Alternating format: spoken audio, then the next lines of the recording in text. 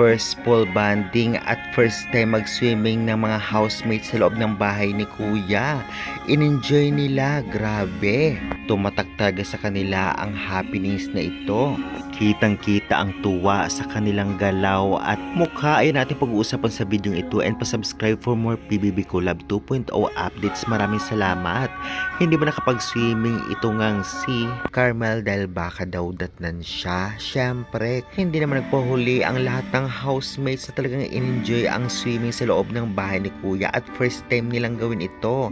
Napakasayang tignan ang mga kabataang Pinoy at nag-request pa kay Kuya ng kabataang Pinoy team song nila at sumayaw sa pool. Kitang-kita rin ang kaseksihan at kagwapuhan ng mga housemates, kaya naman trending ito sa social media at pinag-uusapan. Masasabi nga natin na ngayon ay tuwang-tuwa sila at kumpleto sila magkakasama sa pool. Ngunit pag nakaraan na ang ilang linggo ay mababawasan na sila isa-isa o duo.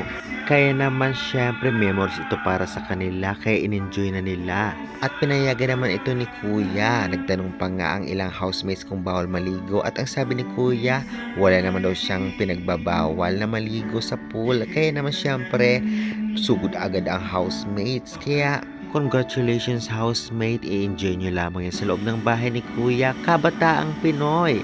Kaya guys, nagyan mo ng ating update, pa-subscribe, maraming salamat.